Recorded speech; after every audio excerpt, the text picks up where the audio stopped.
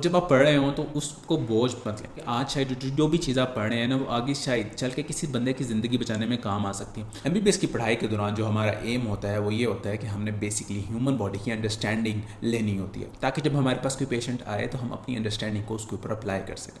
लेकिन एमबीबीएस के अंदर डजन सब्जेक्ट्स होते हैं। कुछ सब्जेक्ट के अंदर आपको मेमोराइजेशन चाहिए होती है, कुछ सब्जेक्ट्स के अंदर आपको अंडरस्टैंडिंग चाहिए होती है। अस्सलाम वालेकुम, I am doctor Hanan and I am currently doing my residency in the field of neurosurgery. MBBS के दौरान आपने ह्यूमन स्ट्रक्चर से लेके केमिकल रिएक्शंस जो बॉडी के अंदर चल रहे हैं और डिफरेंट मैकेनिज्म जो चल रहे हैं बॉडी के अंदर, उन सारी चीज़ों को लेके चलना होता है ताकि आप जो डिजीज़ हो उसके अंदर अप्लाई कर सकें।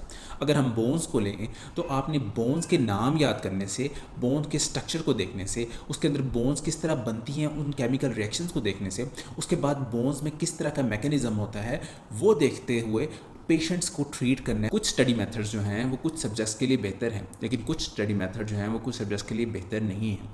तो आज हम यही चीज़ें डिस्कस करेंगे कि कौन कौन से सब्जेक्ट्स के लिए कौन कौन से स्टडी मेथड ज़्यादा बेहतर हैं, और उसके साथ साथ हम बुक्स भी आपको बताऊंगा कि कौन कौन सी जो बुक्स मैंने पढ़ी थी और कौन कौन सी बुक्स जो है ना वो बेस्ट बुक्स हैं जो आप पढ़ सकते हैं फर्स्ट ईयर या सेकेंड ईयर के अंदर। Anatomy, the structure of human body, this is my favourite subject. और अगर आप में से कोई सर्जन बनना चाहता है तो ये एक ऐसा सब्जेक्ट है जिसमें आपको मास्टर होना चाहिए। जब आपको पता होना चाहिए कि कौन सी नर्व कहाँ से गुजर रही है, कौन सी आर्टरी जो है वो कौन से फोसा से गुजर रही है, ताकि जब आप ऑपरेशन कर रहे हो तो ये इन्फॉर्मेशन आपके लिए बहुत ज़्यादा क्रिटिकल होती है। एनाटमी के अंदर ना हमने बोन्स याद करनी होती हैं, उनके साथ मसल्स याद करनी होते हैं, नर्व्स याद करनी होती है। तो ह्यूमन बॉडी के अंदर 206 बोन्स हैं। अब इतनी सारी बोन्स हैं, आपको तमाम बोन्स का पता होना चाहिए। आपको भी पता होना चाहिए कौन से मसल उनको मूव करते हैं। आपको नर्व्स और आर्टरीज का भी पता होना चाहिए कि कौन सी वो नर्व्स और आर्टरीज उनको सप्लाई कर रही होती है, कौन सी वेन्स जो है ना वहाँ से ब्लड ड्रेन कर रही होती हैं। तो एनाटमी के अंदर बहुत ही ज़्यादा मेमोराइजेशन करनी पड़ती है। तो मेरा ख्याल है एनाटमी के अंदर जो बेस्ट अगर आप टेक्निक को देखें तो वो है फ्लैश कार्ड्स। फ्लैश कार्ड्स जो है ना वो आपको चीज़ें भूलने नहीं देते, और फ्लैश कार्ड्स भी बनाने के लिए जो सबसे अच्छा सॉफ्टवेयर है वो है अंकी। सो आप अंकी को यूज़ करना शुरू करें, एनाटमी करें। इसके अलावा जो है ना आप जब एटलस को यूज़ करेंगे तो आपने जो सी भी चीज़ें अपनी टेक्स्ट बुक से पढ़े हो ना तो कोशिश करें कि वो एटलस में भी देखते रहें। एटलस के अंदर पिक्चर्स के तौर पर आपको दिखाया होता है कि कौन सी आर्टरीज़ हैं, कौन सी नर्व्स हैं, कौन से मसल्स हैं, और आप बड़ी अच्छी तरह जो है ना उन चीज़ों को समझ रहे होते हैं। तो आपने एटलस को भी जहन में रखना है। इसके अलावा जो है ना जब आप अपने डाइसेक्शन हॉल में जाएंगे तो वहाँ आपको मुख्तलिफ कडावर्स मिलेंगे। तो उन कडावर्स के अंदर कभी अपर लिम होगा, कभी लोअर लिम होगा, एब्डोमेन, थोरैक्स वो होगा। तो आपने कोशिश करना है कि वो आप एक्टिवली पार्टिसिपेट करें। वो जो आप अंडरस्टैंडिंग वहाँ से ले सकते हैं वो किसी बुक वगैरह से नहीं आ सकती, क्योंकि वहाँ रियल टाइम जो है ना चीज़ें पढ़ी होती हैं। एनाटमी का एक सब्जेक्ट है जो कि बहुत ज़्यादा वोलेटाइल है, इसलिए हमारी जो सब स्टेजेस होती है ना उसके अंदर एनाटमी पे बहुत ही ज़्यादा फोकस किया जाता है। तो आपने कोशिश करना है कि आप एनाटमी की जो सब स्टेज हैं उसको मिस मत करें। उस सब स्टेज का जो भी सिलेबस है कोशिश करें उसको कवर करें, और सब स्टेज पे अच्छा परफॉर्म करने की कोशिश करें। जितना आप अच्छा परफॉर्म करने की कोशिश करेंगे ना उतनी वो एनाटमी की जो चीज़ें हैं वो आपकी मेमोरी के अंदर ज़्यादा से ज़्यादा आती रहेंगी। अगर आप सब स्टेज के ऊपर अच्छा परफॉर्म नहीं करते तो फिर जब स्टेज आएगी तो आप पूरा का पूरा अपर लिम या लोअर लिम जो है ना याद नहीं कर सकते कुछ दिनों के अंदर। ग्रॉस एनाटमी के साथ साथ एम्ब्रियोलॉजी और हिस्टोलॉजी भी होती है। तो उसके अंदर आपने कोशिश करना है कि जो आपने एम्ब्रियोलॉजी और हिस्टोलॉजी की जो चीज़ें हैं ना उनको लिंक करना है ग्रॉस एनाटमी के साथ। यानी कि अगर अपर लिम की डायरेक्शन ये है कि वो फ्रंट पे आ रहा है तो अब वो किस वजह से है वो एम्ब्रियोलॉजी में आपको कॉन्सेप्ट आएगा। हार्ट के चेम्बर्स किस तरह बने हुए हैं वो एम्ब्रियोलॉजी के अंदर आपको कॉन्सेप्ट आएगा। तो आप बेशक मेमोराइजेशन कर रहे होंगे लेकिन आपको अंडरस्टैंडिंग हिस्टोलॉजी और एम्ब्रियोलॉजी से बहुत ज़्यादा अच्छी आ जाएगी। कुछ बुक्स हैं उनको मैंने गोल्ड की कैटेगरी में रखा है, कुछ को मैंने सिल्वर की और कुछ को ब्रॉन्ज में। यही फॉलो हम करेंगे बायोकेमिस्ट्री और फिजियोलॉजी के अंदर। एनाटमी की जो मेरी फेवरेट बुक है वो आरजे लास्ट है। जब मैंने बुक उठाई तो जो मेरे पास जहन में सबसे पहला जो ख्याल आया था वो ये था कि यार ये मुझे पहले एक बुक क्यों नहीं इसका पता चला। आरजे लास्ट के अंदर जो एक पैराग्राफ के अंदर जो चीज़ लिखी हुई है बाकी बुक्स में 2 या 3 पेजेस रहे होते हैं। उसने इतना खूबसूरत तरीके से जो है ना चीज़ों को समराइज़ किया हुआ है और कितनी खूबसूरत तरीके से जो है ना चीज़ों को बताया हुआ है। नेक्स्ट बुक है गोल्ड कैटेगरी की, वो है ग्रेज एनाटमी। ग्रेज एनाटमी जो है ना वो मदर ऑफ एनाटमी है। आपने कोई भी चीज़ डिटेल में पढ़नी हो, आपको कोई चीज़ समझ ना आ रही हो, आप ग्रेज के पास चले जाएं। ग्रेज ने आपको इतनी डिटेल से चीज़ें बताई होती हैं कि आप जो है ना फुली उस चीज़ को अंडरस्टैंड कर सकते हैं। जब भी आपको कोई चीज़ समझ ना आए तो आपने ग्रेज एनाटमी उठानी है। वो बेशक बहुत बड़ी बुक है लेकिन असल टेक्स्ट बुक एनाटमी की वही ही है।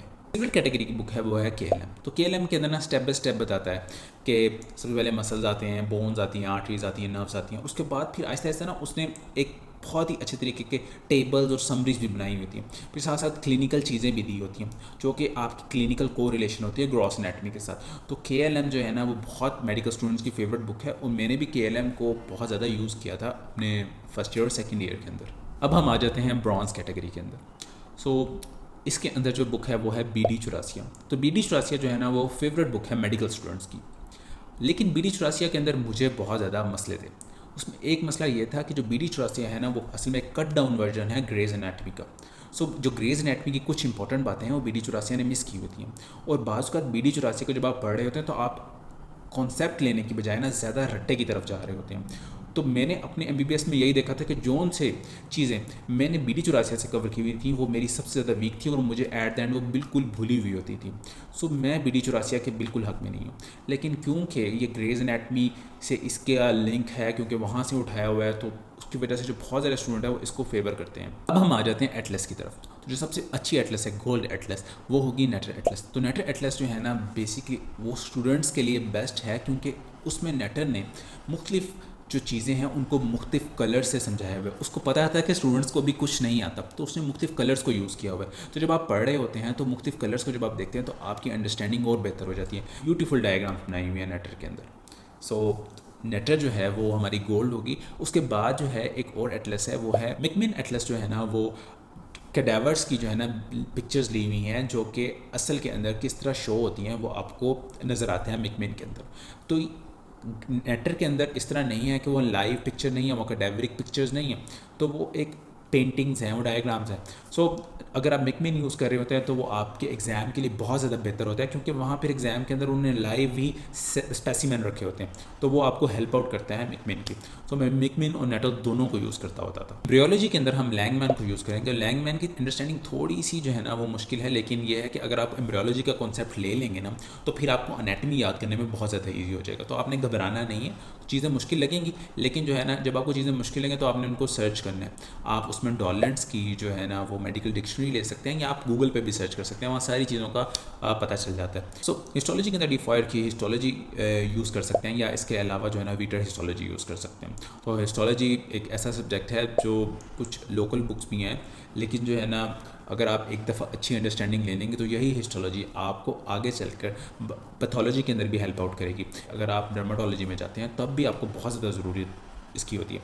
तो हर जो चीज़ें हैं वो ऐसा नहीं है कि अगर आप आज उस पर ज़्यादा मेहनत लगा रहे हैं तो आगे जाके आपको फ़ायदा ना दे, वो चीज़ें आपको आगे चल के फ़ायदा देंगी। दूसरा सब्जेक्ट है वो है physiology, the working of human body. तो फिजियोलॉजी एक ऐसा सब्जेक्ट है जिसमें अगर आप एक क्लिनिशियन हैं तो आपको उसमें मास्टर होना चाहिए। आपको पता होना चाहिए कि ह्यूमन बॉडी के अंदर कौन से मैकेनिज़म्स हो रहे हैं, एक सेल से लेकर एक कम्प्लेक्स मैकेनिज़्म की तरफ, यानी कि अगर ह्यूमन बॉडी के अंदर वेस्ट एक्यूमुलेट हो रहा है तो वो किस तरह एक्सक्रीट होता है। ये सारी चीज़ें जो है ना वो फिजियोलॉजी के अंदर होती हैं। अगर आपका फिजियोलॉजी का बहुत अच्छा नॉलेज होता है तो फिर ये होता है कि जब आगे आप पैथोलॉजी मेडिसिन के अंदर जाते हैं तो आप उसमें डिड्यूस कर सकते हैं कि इसकी नॉर्मल फिजियोलॉजी ये थी, अगर एक हार्मोन अप हो गया है तो उसकी वजह से क्या साइन एंड सिम्टम्स आएंगे, अगर एक हार्मोन डाउन हो गया तो उसकी वजह से क्या साइन एंड सिम्टम्स आएंगे, अगर किडनी अच्छी तरह वर्क नहीं आ रही तो पीछे बॉडी पे क्या असर पड़ेगा। सो फिजियोलॉजी के अंदर बहुत सारे मैकेनिज्म, बहुत सारी अंडरस्टैंडिंग है, लेकिन ये है कि ऐसा इंटरेस्टिंग सब्जेक्ट है कि कभी भी बंदा बोर नहीं होता इस सब्जेक्ट से। बहुत ज़्यादा मैकेनिज्म पढ़ रहे हो, बहुत ज़्यादा अंडरस्टैंडिंग हो, तो जो उसके लिए बेस्ट टेक्निक है वो है फाइनमैन टेक्निक। तो आपने इसमें फाइनमैन टेक्निक को यूज़ करना है अपनी फिजियोलॉजी के अंदर। तो आप फिजियोलॉजी पढ़े होंगे ना तो बुक बहुत बड़ी होगी, बहुत सारे मैकेनिज्म होंगे, बहुत ज़्यादा थ्योरीज होंगी, तो आपका दिल करेगा कि आप किसी तरह नोट्स बना लें। तो जब आपने नोट्स बनाने हैं तो आपने सिंपल नोट्स नहीं बनाने, आपने यूज़ करना है बेस्ट नोट टेकिंग सिस्टम, यानी कि कोरोनल नोट टेकिंग सिस्टम को। फिजियोलॉजी की जो गोल्ड बुक है वो है गाइटन। तो गाइटन भी उसी तरह मदर ऑफ फिजियोलॉजी है। गाइटन के अंदर जो मैकेनिज्म लिखे हुए हैं ना वो बहुत ही अच्छी तरह लिखे हुए हैं, लेकिन गाइटन के अंदर थोड़ा सा इशू ये है कि चीज़ें कभी ना थोड़ी सी ज़्यादा डिटेल्ड हो जाती हैं। मुझे याद है कि जब मैं एक दफ़ा कॉन्सेप्ट एक ले रहा था किसी का मैकेनिज्म का, तो उसने एक सिंगल चीज़ के 4 मैकेनिज्म बताए हुए थे कि ये चीज़ ऐसे हो सकती है, ऐसे भी हो सकती है, ऐसे भी हो सकती है, ऐसे भी हो सकती है, और उसने एट द एंड लिखा हुआ था कि स्टिल जो है ना रियल काज हमें नहीं पता। आपको पता होगा कि इस चीज़ से ये चीज़ हो रही है और इस चीज़ से आगे ये चीज़ हो रही है, तो अगर एक दरमियान वाली चीज़ के अंदर कट ऑफ हो गया या अभी कोई पैथोलॉजी आ रही है तो आप खुद ब खुद डिड्यूस कर लेंगे कि तो फिर ये मसला होगा, बैकलॉग जमा होगा, जो चीज़ें होंगी, तो आपकी पैथोलॉजी बहुत ही ज़्यादा क्लियर कट हो जाएगी। तो आपके जो ये सब्जेक्ट्स हैं ना फर्स्ट ईयर और सेकेंड ईयर के, ये बेसिकली एक फाउंडेशन बना रहे होते हैं आपके next third year, fourth year, final year और इवन ड्यूरिंग जो है ना आपकी रेजिडेंसी के भी। गेनोंग जो है ना वो आपको गाइटेन के ऊपर थोड़ा सा नॉलेज बूस्ट दे देती है, कुछ ना कुछ एक्स्ट्रा बात आपको गेनोंग के अंदर मिल जाएगी। लेकिन आपने मेन अपनी टेक्स्ट बुक गाइटेन को ही रखनी है। अगर आपने कोई चीज़ एक्स्ट्रा पढ़नी है तो फिर आप गेनोंग की तरफ चले जाएँ। कोशिश यही करता होता था कि जब मेरी कोई चीज़ गाइटेन से कवर हो जाए ना, उसके बाद ही मैं गेनोंग की तरफ जाऊँ। Biochemistry, the chemical workings in the human body. So biochemistry जो है ना वो, उसके बारे में एक कहावत है कि ये बायोकेमिस्ट्री है ना वो मेन डिफरेंस होता है एक गुड कंडीशन के अंदर और एक एक्स्ट्रा ऑर्डिनरी कंडीशन के अंदर। मुख्तलिफ आप रिएक्शंस पढ़ रहे होंगे, मुख्तलिफ मिनरल्स, विटामिन, उनकी क्यों ज़रूरत पड़ती है हमारी बॉडी को, कौन कौन सी जगह वो यूज़ हो रहे होते हैं, मुख्तलिफ साइकिल्स जो है ना वो आप पढ़ रहे होंगे इसके अंदर। एक्सटेंसिव लिस्ट होती हैं चीज़ों की, एक केमिकल मॉलिक्यूल जो है ना वो दूसरे केमिकल मॉलिक्यूल में कन्वर्ट होता है, वो तीसरे में कन्वर्ट होता है, तो उसके लिए ना एक लंबी लिस्ट बनी होती है। तो जो लिस्ट को याद करने के लिए सबसे बेस्ट तरीका है वो है निमोनिक्स। तो आपने एक्सटेंसिवली यूज़ करना है निमोनिक्स को, और निमोनिक्स थोड़ा फनी सा होना चाहिए ताकि वो आपके जहन के अंदर स्टिक भी कर सके। इसके अलावा क्योंकि बायोकेमिस्ट्री ना एक बहुत ही खुश सब्जेक्ट है, तो अगर आप स्टडी ग्रुप के अंदर पढ़ते हैं ना तो आप उसको बेहतर तरीके से रिटेन कर सकते हैं। कोशिश करेंगे अपने दोस्तों के साथ पढ़ें और उनको मुख्तलिफ रिएक्शंस बताएं, मुख्तलिफ निमोनिक्स डिस्कस करें और उसके साथ, ताकि आपको थोड़ा सा फन एलिमेंट भी आ जाए और इतना खुश ना रहे। जो सी चीज़ आपको हेल्प कर सकती है ना वो है फ्लो चार्ट, क्योंकि बहुत ही लंबे लंबे रिएक्शंस होते हैं, बहुत एक्सटेंसिव लिस्ट होती है। तो जब आप फ्लो चार्ट बना लेते हैं, क्योंकि विजुअल मेमोरी आपको बेहतरीन तरीके से रिटेन हो सकती है, तो वो आपके लिए हेल्प आउट करेगी। तो रिएक्शन भी बहुत सारे होंगे कि कौन सी चीज़ मिलती है आपस में, कौन सी चीज़ फॉर्म हो जाती है, किस तरह गैसेस रिएक्शन होते हैं, किस तरह गैसेस एक्सचेंज होते हैं, वो सारी चीज़ें जो है ना वो बायोकेमिस्ट्री में पढ़े होंगे। और मुख्तलिफ pH वैल्यूज़ पढ़े होंगे। सो जोन सी मेमोराइजेशन वाली चीज़ें हैं वो आपने फिर फ्लैश कार्ड के थ्रू याद कर लेनी है। जो बायोकेमिस्ट्री के अंदर जो गोल्ड बुक है वो है लिनिचर। तो इस बुक के अंदर ये भी इसी तरह ही है, मदर ऑफ बायोकेमिस्ट्री। कोई भी चीज़ आपने अगर डीपली पढ़नी हो, कोई भी चीज़ आपको समझ नहीं आ रही तो इस बुक पे चले जाएं, यहाँ आप जब जाएंगे तो आपको बहुत अच्छी तरह वो समझ आ जाएगी। सिल्वर कैटेगरी की बुक है वो है सत्यनारायण में। लैंग्वेज बहुत ही ईजी है। तो अमूमन जो सारी बुक्स थी वो सारी फॉरेन ऑथर्स की थी, लेकिन ये बुक इसलिए है क्योंकि मेरा एक दोस्त था, जब वो उसकी जो है बायोकेमिस्ट्री पे ग्रिप हम बाकी सब लोगों से बहुत ज़्यादा अच्छी थी। तो जब मैंने उससे डिस्कस किया तो उसने बताया कि सत्यनारायण के अंदर जो है ना चीज़ों को बहुत ही जो है ना सिंपल वेज में समझाया हुआ है, और वहाँ जो है ना उसकी अंडरस्टैंडिंग बहुत ज़्यादा बेहतर हो गई थी। द नेक्स्ट बुक आती है हार्पर। तो हार्पर जो है ना वो हमारे टीचर्स की ना फेवरेट बुक है, लेकिन इसमें इशू ये होता है कि जब हम स्टार्ट में जा रहे होते हैं तो बायोकेमिस्ट्री की जो रिएक्शन होता है वो हमारे सर के ऊपर से गुजर रहे होते हैं, तो इतनी ज़्यादा मुश्किल चीज़ें होती हैं। अब तो इस बुक की लैंग्वेज जो है ना वो ख़ास तौर पे मुश्किल है, तो ये अंडरस्टैंड करते हुए हमें थोड़ी सी और मुश्किल हो रही होती है। लेकिन ये टीचर्स की बहुत फेवरेट बुक है, तो इसलिए ये है कि एग्ज़ाम मोस्टली इसमें से आ रहा होता है, और जो है ना वो टीचर्स MCQs भी इधर से भी बना रहे होते हैं। कॉर्ड शो कि बहुत ज़्यादा पॉपुलर है मेडिकल स्टूडेंट्स के अंदर, और वो भी उसे एक्सटेंसिवली यूज़ करते हैं। तो ये तीनों बुक्स जो है ना इनमें से आप कोई भी बुक यूज़ कर सकते हैं अपने बायोकेमिस्ट्री के लिए। और रिसोर्सेज को डिस्कस करते हैं जो कि बुक्स के अलावा है। अब आप क्योंकि ऑनलाइन लेक्चर्स ले रहे होंगे, तो अब यह है कि आपको ये भी पता होना चाहिए कि बेस्ट लेक्चर कौन सी जो सब्जेक्ट हैं उसके वो कहाँ हैं और वो कौन सी जगह पे हैं, और आप कहाँ से वो बेस्ट ले सकते हैं। डॉक्टर नजीब के लेक्चर जो है ना वो शायद बेस्ट लेक्चर हैं एक फ़र्स्ट ईयर या सेकंड ईयर के स्टूडेंट के लिए, क्योंकि अभी हमारी अंडरस्टैंडिंग इतनी ज़्यादा बेहतर नहीं होती, तो हमें चीज़ों का समझ नहीं आती। तो डॉक्टर नजीब है ना बिल्कुल बेसिक लेवल से उठा के ना आपको एक बहुत ही अच्छी तरह से जो है ना वो टॉपिक को समझा देता है। तो अगर आपने बायोकेमिस्ट्री, फिजियोलॉजी, एनाटमी, इन सारी चीज़ों के कॉन्सेप्ट्स लेने हो तो डॉक्टर नजीब के लेक्चर में अपना टाइम इन्वेस्ट करना है जो है ना वो आपके लिए बहुत ज़्यादा अच्छी एक इन्वेस्टमेंट साबित होगा। तो मेरे ख्याल से 1000 या 2000 रुपीज़ के अंदर जो है ना लाइफ टाइम उसकी सब्सक्रिप्शन होती है। तो अगर आप परचेज़ कर लेंगे तो आप कोई भी लेक्चर उठा के सुन सकते हैं, और उसमें यह है कि आप की लिस्ट दी होती है उन्होंने कि कौन से एनाटमी के लेक्चर है, कौन से फिजियोलॉजी के हैं, कौन से बायोकेमिस्ट्री के, तो आप देखिए कौन कौन से अवेलेबल हैं और उन्हें सुनना चाहिए। तो ये सिर्फ एनाटमी, बायोकेमिस्ट्री और फिजियोलॉजी के नहीं होते, इसके अलावा जो है ना पैथोलॉजी के अंदर, और इसके अलावा नेक्स्ट फार्माकोलॉजी के लेक्चर्स, ये सारे लेक्चर्स भी आगे होंगे, तो वो आपकी इन्वेस्टमेंट वेस्ट नहीं जाएगी। इसके अलावा जो है ना एक्लेंट की एनाटमी की जो DVD थी, जो लेक्चर्स थे वो बेस्ट हैं, क्योंकि उसके अंदर एक्लेंट में उसके अंदर प्लास्टिक के कैडेवर्स को लेके ना वो उन्होंने बताया हुआ है कि कौन से मसल्स हैं, कौन सी नर्व्स हैं, कौन सी आर्टरीज हैं, और उसके बाद जब वो एक सेशन ख़त्म कर लेते हैं तो उस सेशन के बाद जो है ना वो क्विज़ भी लेते हैं। तो एक बड़ा अच्छा तरीका है आपकी एनाटमी को याद करने के लिए। डॉक्टर टुर्को के बायोकेमिस्ट्री के कैप्लान के लेक्चर बहुत ही ज़्यादा अच्छे होते हैं। अब बायोकेमिस्ट्री की अंडरस्टैंडिंग लेनी है तो वो लेक्चर्स बेस्ट हैं। इसके अलावा न्यूरो एनाटमी के कैप्लान के डॉक्टर वाइट के लेक्चर्स जो है ना वो भी बहुत अच्छे हैं, उनकी अंडरस्टैंडिंग भी अब बहुत ही ज़बरदस्त है, और अगर आप लेक्चर सुनेंगे तो आपको पता चलेगा कि कितनी मज़ेदार ये चीज़ें होती हैं। मैं आपको रिकमेंड ये नहीं करूँगा कि आप जाएँ और जाके सारी बुक्स खरीदें। बेसिकली ये है कि आप अपनी लाइब्रेरी में जाएँ, कोई भी रैंडम टॉपिक उठाएँ और आप देखें कि आप कौन सी बुक आपकी अंडरस्टैंडिंग के लिए बेहतर है, कौन सी बुक आपको ज़्यादा अच्छी आ रही है, कौन सी बुक्स के अंदर डायग्राम्स है, कौन सी अच्छी आ रही है। जब आप उनको कंपेयर करेंगे तो फिर आपके पास होगा कि मैं अच्छा ये वाली बुक ले लूँ, अच्छा फिर मैं ये वाली बुक ले लूँ, तो फिर आप वो वाली बुक्स जाके परचेज़ कर लें। रिसोर्सेज बहुत ही तेज़ी से चेंज हो रही हैं, बहुत मुख्तलिफ चीज़ें आ रही होती हैं, लेकिन आपने किसी भी रिसोर्स के ऊपर ये नहीं है कि आप मुख्तलिफ रिसोर्सेज के अंदर बट जाएँ। फाइन करें कि मैंने इस रिसोर्स से पढ़ना है और फिर उससे कोशिश करेंगे पढ़ें। जब आप मुख्तलिफ रिसोर्स की तरफ चले जाते हैं ना, तो फिर आपकी जो कंसंट्रेशन है ना वो लूज़ हो जाती है। अभी सुपरफिशियल बुक या शॉर्ट बुक उसके बारे में नहीं बताया। उसकी वजह यह है कि मेरा नहीं ख्याल कि सुपरफिशियल बुक जो है ना हमें वो डीप अंडरस्टैंडिंग या डीप नॉलेज दे सकती है जो कि एक डीप टेक्स्ट बुक दे सकती है। तो मैं हमेशा अपने स्टूडेंट्स को ये एडवाइस करता हूँ कि आप सुपरफिशियल बुक की तरफ मत जाएं। आपने अगर पढ़ना है तो कोशिश करें डीप बुक की तरफ पढ़ें। बेशक आप टाइम इन्वेस्ट कर रहे हैं, लेकिन वो आगे चीज़ आपको जाके हेल्प आउट करेगी। एक बुक या दो बुक मेन पढ़ें और एक तीसरी बुक रेफरेंस बुक के तौर पे यूज़ करें। बहुत सारी बुक्स पढ़ने से फिर वही बात है कि आपकी कंसंट्रेशन डिवाइड हो जाएगी।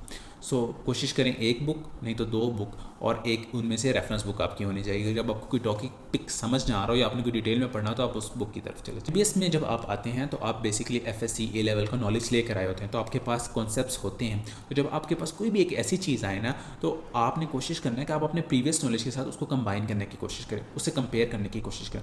जैसे जब आप बोन की मूवमेंट पढ़ रहे होंगे, तो जब आपका फलक्रम का है कॉन्सेप्ट, तो इस बोन की फलक्रम के कॉन्सेप्ट के पे यूज़ हो सकता है। इसके अलावा जब आप अपनी किडनी के बारे में पढ़ रहे होंगे तो आप वेस्ट मैनेजमेंट सिस्टम है उसको यूज़ कर सकते हैं एज अ रेफरेंस पॉइंट कि किडनी किस तरह हमारा वेस्ट मैनेजमेंट सिस्टम के तौर पे यूज़ हो रहा था। बुक स्टार्टिंग के अंदर बहुत ज़्यादा मुश्किल लग रही होंगी, और कुछ बुक्स हैं उनकी लैंग्वेज जानबूझ के मुश्किल रखी होती है। ये बेसिकली एक कॉन्सेप्ट है कि जब आप चीज़ पढ़ रहे हों तो आप उस पर जब ज़्यादा मेहनत लगा रहे होते हैं या ज़्यादा उस पर आपकी अंडरस्टैंडिंग लग रही होती है, ज़्यादा फोकस लग रहा होता है और आप चीज़ें समझ नहीं आ रही थी, वो चीज़ें आपके दिमाग के अंदर ज़्यादा देर रिटेन रहती हैं।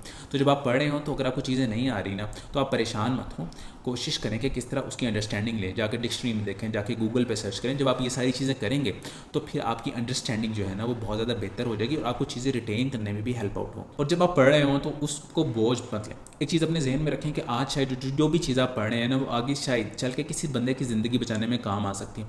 तो आपने उस चीज़ को इसी तरह पढ़ना है और कोशिश करें कि अपनी जो एक्टिविटी है ना उसको फ़न के तौर पे लें और थोड़ा सा मज़ा उसमें डालें। जो भी निमोनिक बना रहे हो उसमें एक फ़नी सी डायग्राम बनाएं, कोई फ़नी सी पिक्चर बना लें, कोई फ़नी सी चीज़ करें, ताकि जो है ना वो चीज़ें आपको याद रह सकें।